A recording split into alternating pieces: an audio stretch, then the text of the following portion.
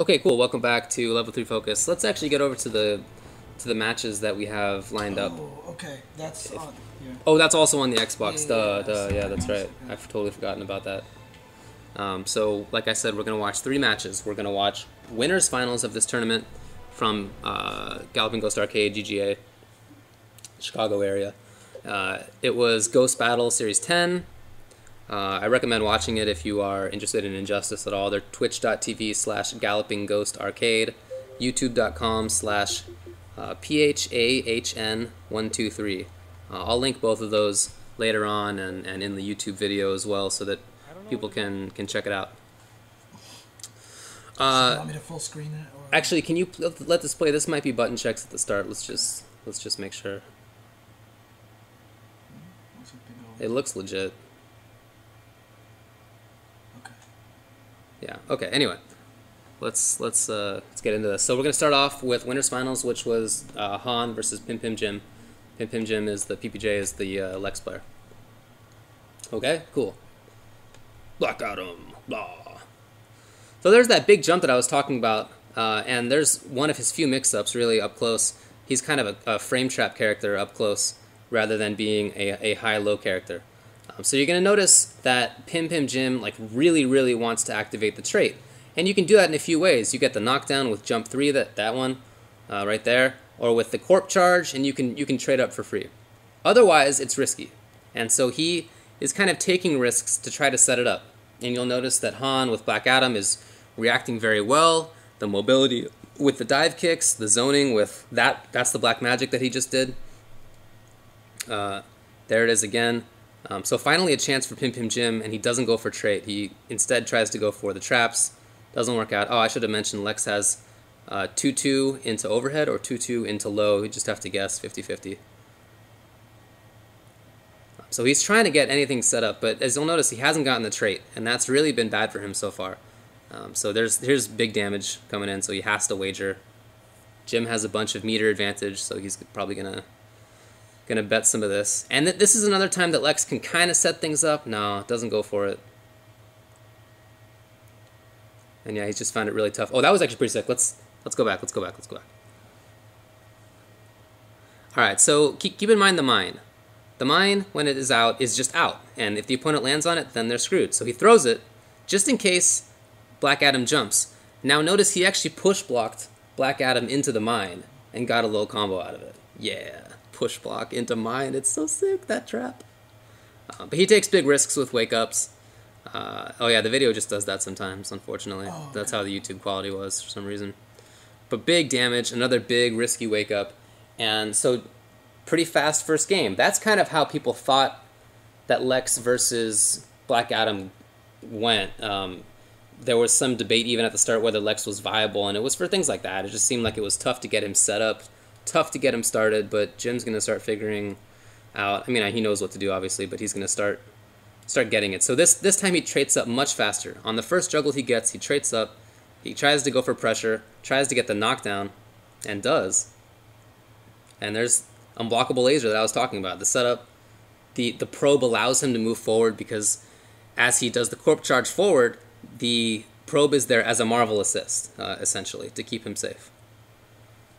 And now you'll see it's easier for him to get in when he does have the trade up. Unfortunately, he takes a huge risk with the air corp charge. And so he's kind of down to Han's Black Adam so far. Going for damage this time. Smart decision with the back 3 into the transition. It's kind of a long one, but oh well. Not the longest, but middle of the road. And he takes it on that. That's a tough position for Lex to start in. He doesn't really have good anti-airs. Everything he does has to be preemptive. It's down 1's pretty solid. And there you see the probe coming to his rescue, right? That was kind of hidden missiles coming to the rescue. He was able to take a little bit more risk because he knew that was something that could come up. So this is vintage Lex right now. So he has the trade up. He knows it. He knows he can take 1 hit of armor, and he just goes for overhead or lows. It was overhead consistently there, and he actually got it, but Han, as you can see, wagers out. And they get a tie. Oh, man. Come on, video. You break my heart. All right. And, yeah, that was a pretty... pretty important thing to not see. I don't know what happened there, but when it came out of it, it was Lex. It's just how the YouTube video was for some reason. Well, the start of the round is pretty good for Lex because he has that big jump 3, and it can be pretty solid for him in staying away, creating a little bit of space, or even safely going forward. There's the little preemptive mine. Got the anti-airs. Essentially, took a little hit of damage so that he could get the anti-air on the dive kick. Trading up this time. This is where he wants to be. There's lightning cage. It's really sick wake up. It's +4, so you just can't mess with it. And unfortunately for him, a little bit too late on the mine. That's the life of a Lex player. You got to do things preemptively. And now there's that mine, and that kind of allows him to move forward because his opponent knows that he cannot move forward. It's a way to gain space pretty free. Oh, big risk. PPJ, why?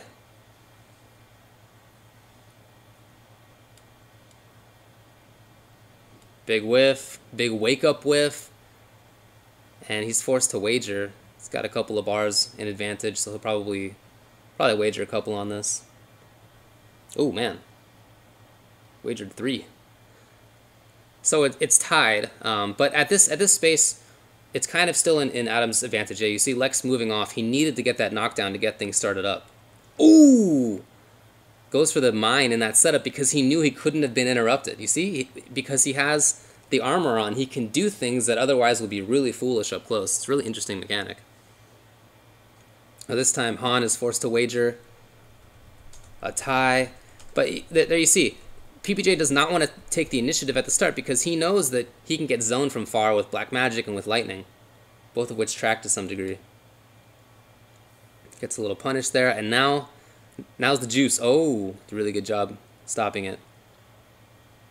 Nice hit confirm, back 1 to 3. Oh, he just screwed up his combo. That could have been it. And that's pretty much GG's. When you throw out an EX probe like that towards the end of a round, the opponent just is kind of running out of options. Was it 3 out of 5? Yeah. Oh, okay. Yeah. So this is the power of Black Adam at the start. 50% damage combos, just like that. I mean, use the background bounce, but that's the character. He's a big damage zoner, which is an interesting kind of character archetype. Not often do you see that. PPJ gets caught low blocking, which is something you don't want to do very often against Black Adam, and he's down at a huge disadvantage. Looks very much like the first game here. Getting zoned out, having a tough time trading up, finally.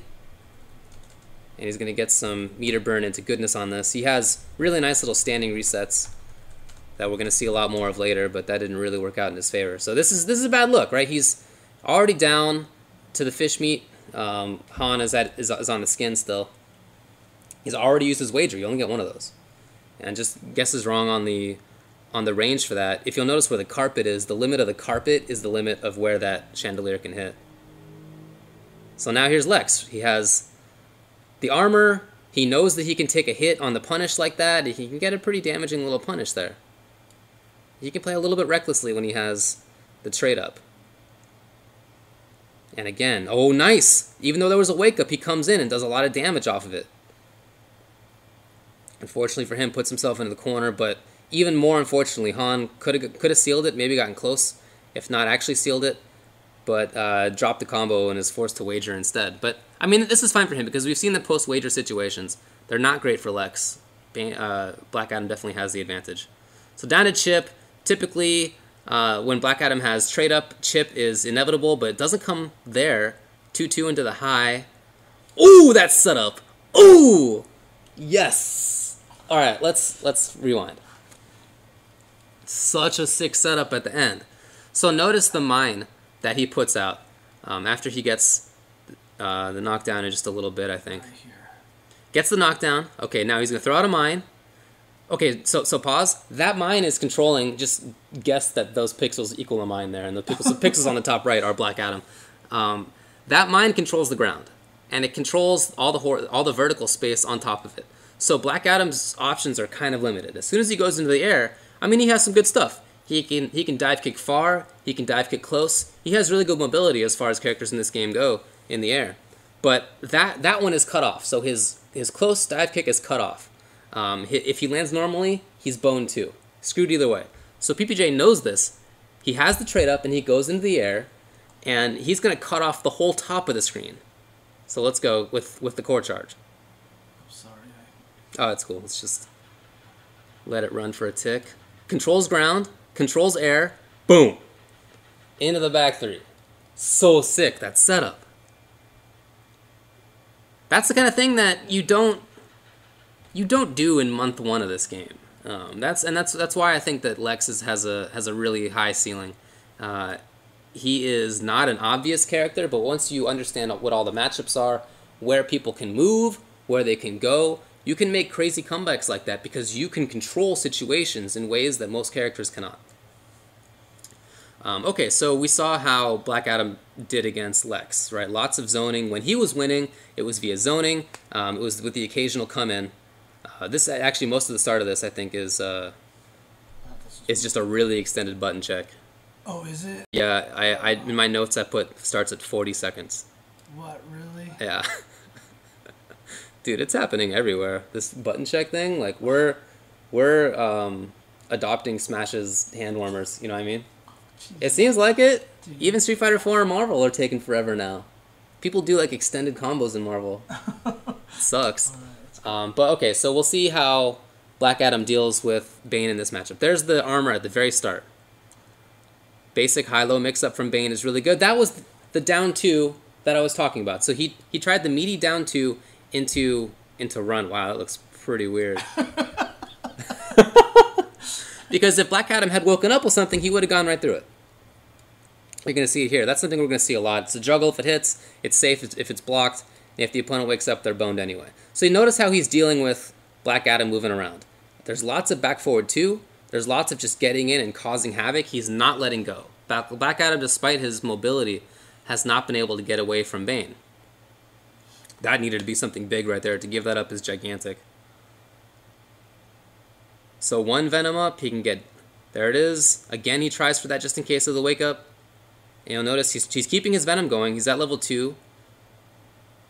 The basic high-low mix-up again. He's at level 3 now. Anything's going to kill. My God. So much damage. So that's pretty much where Bane is at nowadays. We're seeing a lot more Bane because people are figuring out how to get in and how to go nuts. So good evasion there. If you're outside of the pillars on this stage, you can't be hit by that interactable.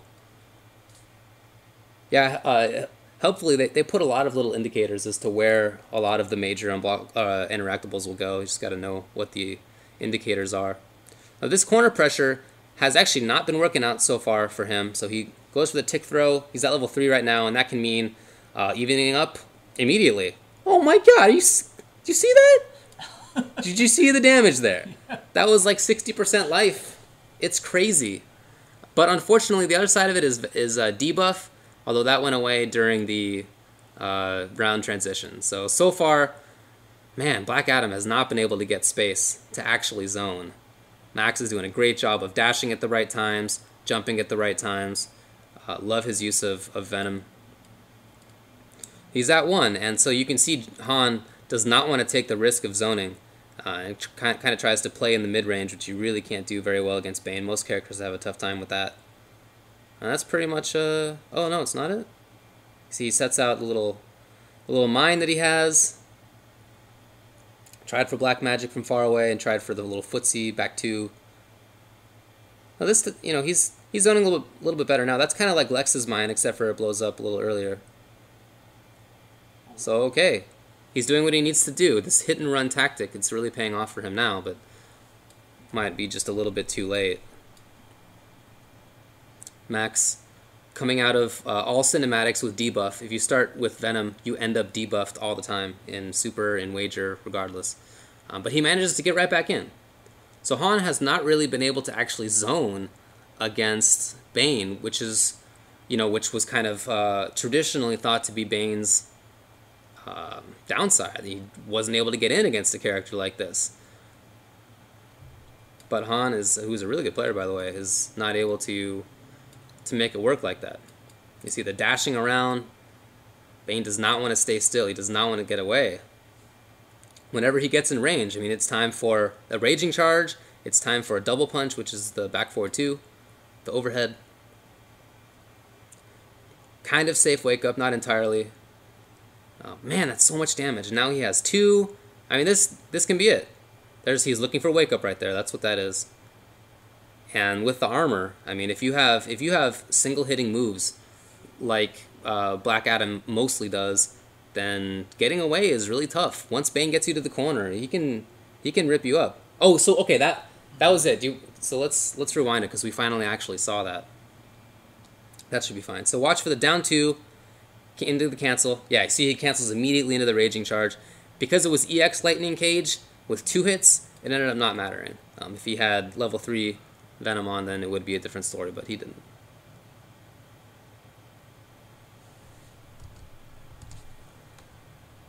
So after wagers, Bane is always at a disadvantage because he is either far away or doesn't have any juice. But unfortunately for Han, he decides to go in rather than staying away. And now you got to take advantage of when Bane doesn't have Venom up or when he has debuff up. You see him trying to stay away, but unfortunately he goes in, did not recognize that there was Venom there. And now this is pretty much it. He's at level 2 or 3. And then again with the down 2, looking for the wake up, canceled it into Raging Charge, and that's a pretty quick 3-0 for Emperor Max with Bane. So Bane, played by Emperor Max, who's definitely one of the best Banes right now, if not the best. He made that character's made Black Adam's zoning and mobility not look like it was that much of an issue after all. So we're going to take a break, but before we go, I just want to briefly bring up that he's going to face another potential zoning character in Lex. So think of Lex as faraway options, right? He has these unblockables, he has these setups. If he can get things set up, then he can be in a pretty good position. So a lot of this battle is going to be him trying to set things up. But in addition to that, Lex can come in and play up close. Keep in mind, if he has the trait, he gets free melee attacks, he gets free pressure. So we're going to see some of that too. And as far as Bane goes, it's just going to be time to go grrr and see how it goes. We'll come back with that after this.